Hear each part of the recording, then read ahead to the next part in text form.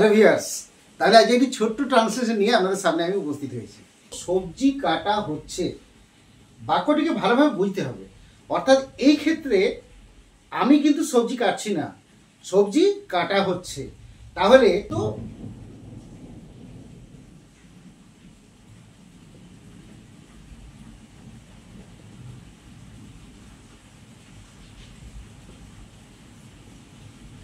Present continuous tense তথা ঘটমান বর্তমানকালে বাক্যটি রয়েছে। তাহলে যেহেতু কাটা হচ্ছে লেখা আছে, সুতরাং এটাকে কিন্তু যদি আমরা অ্যাক্টিভ ভয়েস তথা কর্তৃবাচ্য ফলো করি তাহলে কিন্তু বাক্যটি ভুল হয়ে যাবে। সুতরাং এই ক্ষেত্রে আমাদেরকে প্রেজেন্ট কন্টিনিউয়াস টেন্সের পেসিভ ভয়েস ব্যবহার করতে হবে। পেসিভ ভয়েস ব্যবহার করতে হবে। তাহলে আমাদেরকে আগে আমরা জেনে নেব যে আমরা যদি প্রেজেন্ট কন্টিনিউয়াস টেন্সকে ফলো করি তাহলে এর পেসিভ রুলটা কেমন হবে, জাস্ট একটু সামান্য জেনে নিলে ভালো হয়। তাহলে দেখা যাক যে আমরা রুলটা কিভাবে করব। আমরা প্রথমেই আমরা বাক্যের মধ্যে অবজেক্টকে নিয়ে নেব। প্রথম অবজেক্টকে নেব, তারপর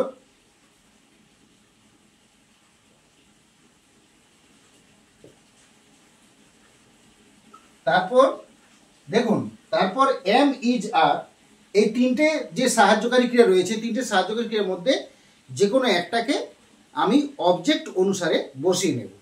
তাহলে হয়ে গেল object plus M comma is comma are plus এরপর আমি কি বসাবো, বিং বসিয়ে দেব। এম, ইজ, আর তিনটের মধ্যে কোনো একটা নেব এবং তারপর বিং বসাবো এবং বিং বসানোর পর প্লাস দিয়ে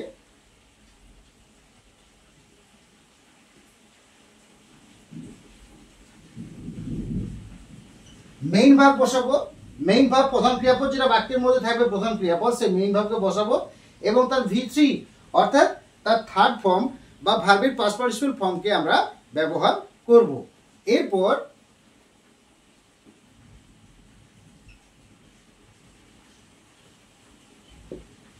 আমরা বাই বসাবো এবং অবশেষে সাবজেক্ট বা কর্তাকে বসিয়ে দেব। তাহলে এইভাবে কিন্তু আমরা প্রেজেন্ট কন্টিনিউয়াস টেন্সের পেসিভ ভয়েসের সূত্রটা আমরা বুঝেও নিতে পারি বা লিখতেও পারি বা তার সমাধানও করতে পারি। এখানে দেয়া আছে কাটা হচ্ছে, অর্থাৎ কাটা হচ্ছে মানে আমি কাটছি না, অর্থাৎ এটা কিন্তু আই বা সাবজেক্ট দিয়ে কিন্তু বাক্যটা শুরু হচ্ছে না। কি হচ্ছে, কাটা হচ্ছে অর্থাৎ কারো দ্বারা। কাটা হচ্ছে মানে কি, কারো দ্বারা। কারো দ্বারা মানে কি, আমি অবশ্যই বলতে পারি, দেখুন আমি অবশ্যই বলতে পারি বাই সামওয়ান। কারো দ্বারা সমানই আমি বলতে পারি বাই সামওয়ান। নিশ্চয়ই আই এখানে সাবজেক্ট হিসেবে কাজ করছে না, কারো দ্বারা অর্থাৎ বাই সামওয়ানটা এখানে কিন্তু বিশেষভাবে প্রয়োগ করতে হবে। তাহলে আমরা সূত্রটা পেয়ে গেলাম। তাহলে সবজি কাটা হচ্ছে, তাহলে প্রশ্নে দেয়া আছে কাটা হচ্ছে, এর ইংরেজি কি হবে।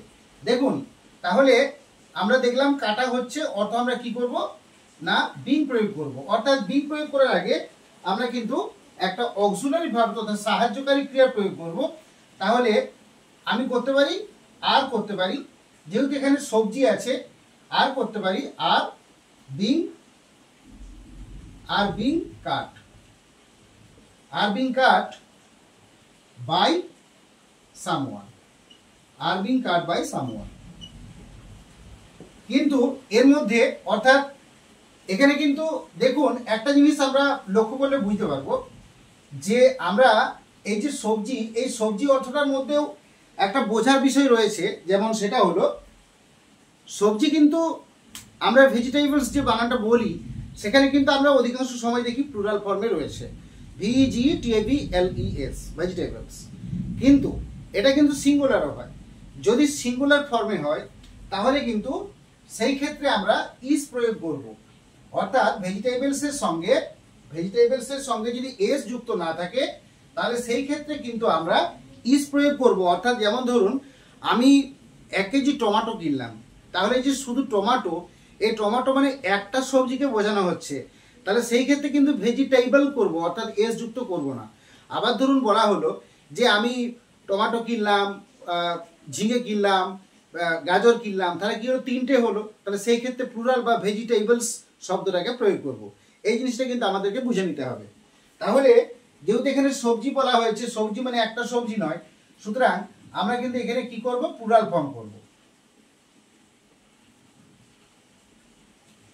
অর্থাৎ ভেজিটেবলস করব, ভেজিটেবলস।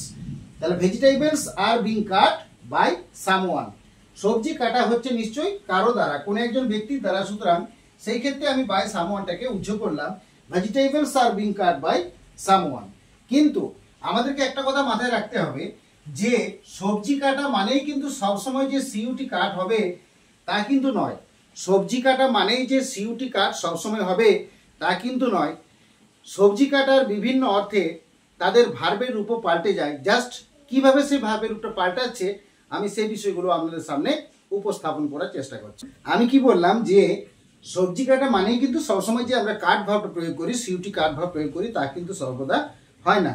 বিভিন্ন ক্ষেত্রে বিভিন্ন প্রয়োগ ঘটে। যেমন দেখুন, আমরা বলেছি টুকরো টুকরো করে কাটা। সবজিকে যখন টুকরো টুকরো করে কাটা হয় তখন তার ইংরেজি কি হবে?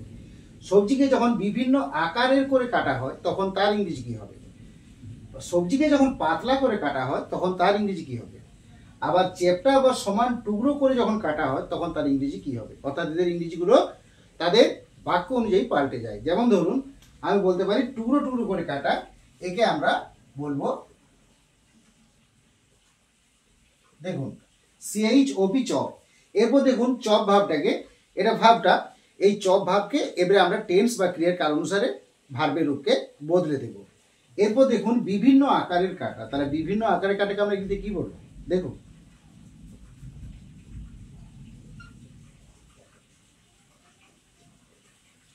দেখুন DIC ডাইস, অর্থাৎ ডাইস মানে হচ্ছে বিভিন্ন আকারের সবজিকে যখন কাটা হয় ছোট বড় করে তখন তাকে ডাইস বলা হয়।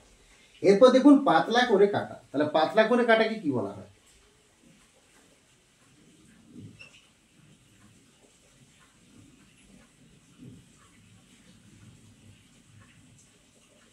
দেখুন কি লিখেছি বানানটা, JULIE অর্থাৎ জুলি এন, JULIE অর্থাৎ জুলিয়েন।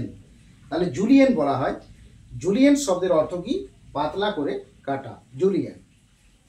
এরপর দেখুন চ্যাপ্টা বা সমান টুকরো করে কাটা, তাহলে চ্যাপ্টা বা সমান টুকরো করে কাটা, একে আমরা কি বলবো? দেখুন,